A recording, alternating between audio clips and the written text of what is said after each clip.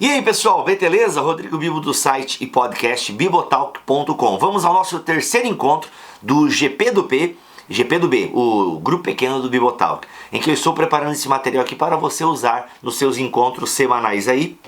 Estou usando como base o Como Ser Cristão, de John Stott, lançado aqui no Brasil pela Ultimato Encontro Publicações e Editora Esperança. Pois bem, a gente viu nos primeiros encontros, nos dois primeiros encontros, que nós podemos ter a convicção de que somos filhos de Deus. Podemos ter essa certeza em nosso coração, afinal o Espírito Santo testifica que nós somos filhos de Deus. E vimos também no primeiro encontro que o cristianismo não é uma religião, ele não é um culto, ele não é um código de conduta. O cristianismo é uma pessoa e a nossa relação com ela. Pois bem, neste terceiro encontro nós vamos falar sobre como crescer na vida cristã.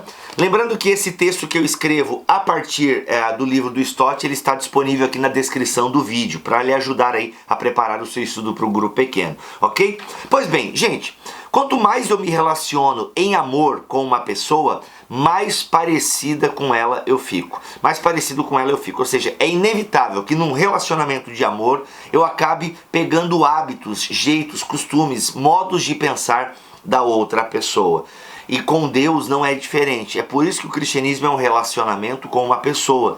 Ou seja, quanto mais eu me relaciono com Deus por meio de Jesus Cristo, mais parecido com Jesus eu acabo ficando. Então, como crescer na vida cristã? Pois bem, a primeira resposta simples e prática é essa. É me relacionando com Deus.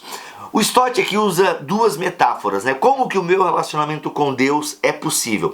O Stott utiliza duas metáforas. A primeira é a do tribunal. Eu e você estávamos sentados no banco dos réus e a sentença sobre a nossa vida foi condenados à morte. O que aconteceu na cruz? Jesus Cristo manda a gente levantar, senta no nosso lugar e sofre no nosso lugar a punição.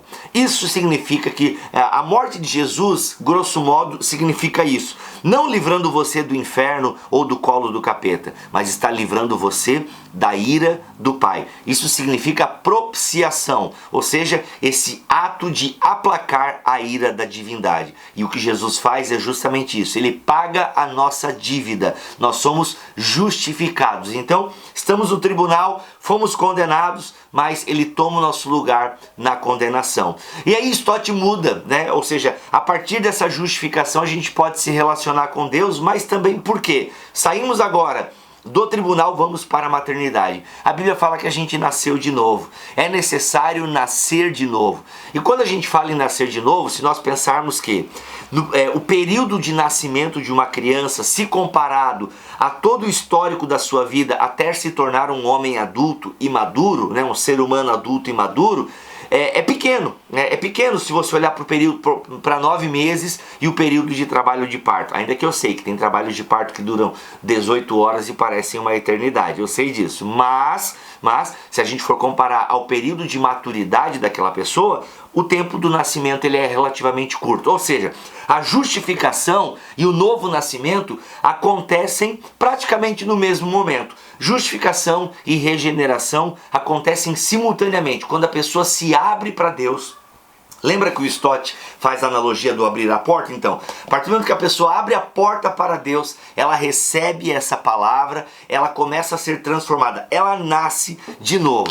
No diálogo entre Jesus e Nicodemos, em João 3, temos a exposição mais conhecida da Bíblia sobre o conceito de regeneração, ou seja, de novo nascimento. No versículo 3, Jesus afirma que se alguém não nascer de novo, não pode ver o reino de Deus. E no decorrer da conversa, Jesus ainda faz afirmações como: não se surpreenda pelo fato de eu ter dito é necessário que vocês nasçam de novo. E no versículo 8 usa a expressão nascido do Espírito. Ou seja, gente, o teor dessa fala de Jesus é a ação sobrenatural e transformadora no interior do ser humano, sem o qual ele não conhecerá o reino de Deus. Então, meus amados, é muito importante nós entendermos isso, que o crescimento na vida cristã, ele acontece porque Deus veio em nossa direção por meio do Espírito Santo que habita em nós. Então, a regeneração ela pode ser entendida como a revitalização do interior do ser humano. Por quê? Como é que nós éramos conhecidos antes de Cristo? Como mortos em nossos pecados e delitos. A partir do momento que somos regenerados, nós somos iluminados, nós temos a libertação da vontade, ou seja, a escravidão do pecado já não determina mais a nossa condição. Obviamente que nós vamos pecar, mas é incrível, gente.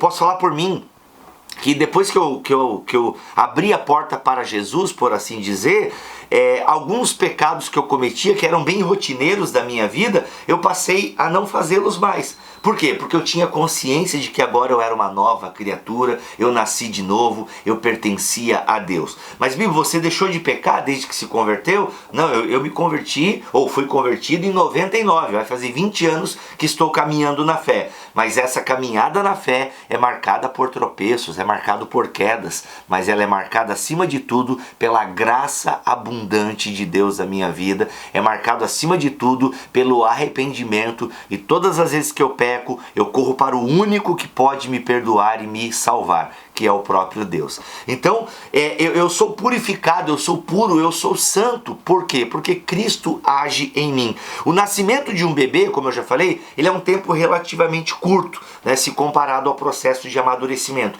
É por isso que nós temos que falar de santificação. Nós temos a justificação e a regeneração, ok? As metáforas do tribunal e da maternidade. Agora vamos poder... O Stott não fala, mas me permita acrescentar aqui, nós vamos ter a metáfora da escola.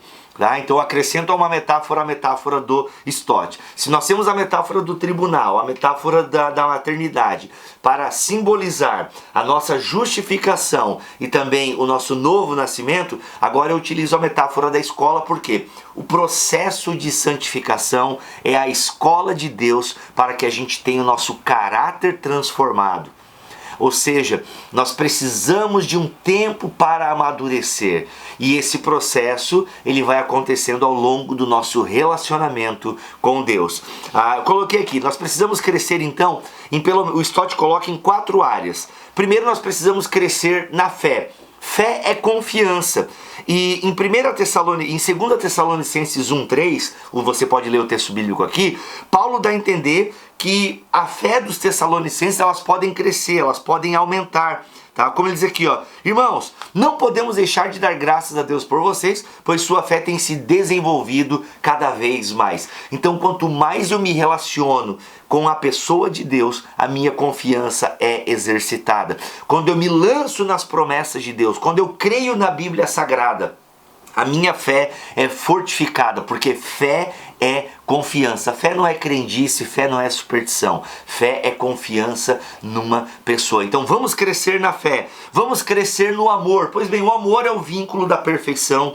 A gente precisa ler 1 João 3,16. Eu vou deixar como tarefa você ler 1 João 3,16. Sabe João 3,16? Deus amou o mundo de tal maneira que deu o seu Filho unigênito para que todo aquele que nele crê não pereça, mas tenha a vida eterna. Pois bem, tendo João 3,16 na sua cabeça, vá ler 1 João 3,16. Faça esse exercício. Eu estou olhando no celular porque eu estou para receber uma carona, tá? Muito bem, e cresçamos então no amor. Eu não vou falar sobre isso porque você vai ler o texto de 1 João 3:16 e 17. Precisamos crescer no conhecimento. E aqui é interessante.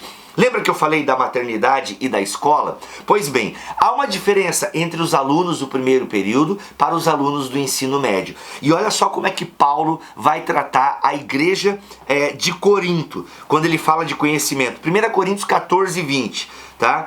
Ele vai dizer o seguinte, e eu perdi o texto, isso aqui, 14:20. Irmãos, não sejam infantis no entendimento. Olha isso. Não sejam infantis no entendimento dessas coisas, ou seja, Paulo está falando de todo o contexto do culto, da liturgia do culto e dos dons espirituais. Sejam inocentes como bebês com relação ao mal, mas sejam maduros no entendimento, tá?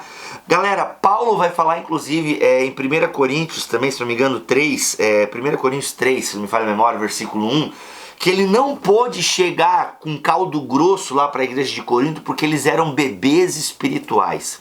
Vocês não saíram do leitinho espiritual. Então nós precisamos desenvolver o nosso conhecimento da verdade. A todo momento Paulo fala do desejo que ele tem para que os seus leitores, as igrejas que ele fundou, cresçam e amadureçam no conhecimento da verdade. É crescer na graça e no conhecimento. E por último, nós precisamos crescer em santidade. O texto clássico para isso é 2 Coríntios 3,18.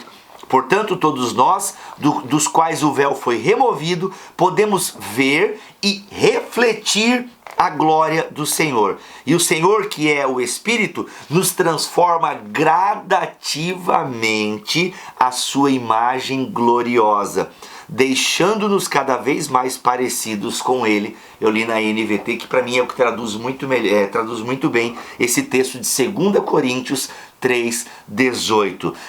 É gradativo.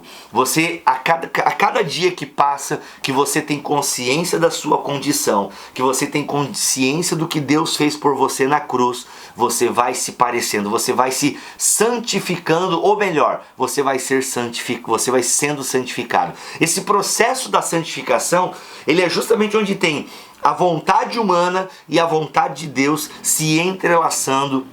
Ou seja, os meus desejos e as minhas vontades vão se entrelaçando com os desejos e a vontade de Deus. Então nós precisamos crescer em santidade. Precisamos desenvolver a nossa fé com temor e tremor. Se você gostou desse vídeo, compartilhe nas redes sociais, dê aquele joinha, se inscreva no canal e compre o livro, que é muito bom. Tem os links aqui embaixo. Valeu, galera. Deus abençoe todo mundo. Até o próximo PG do B.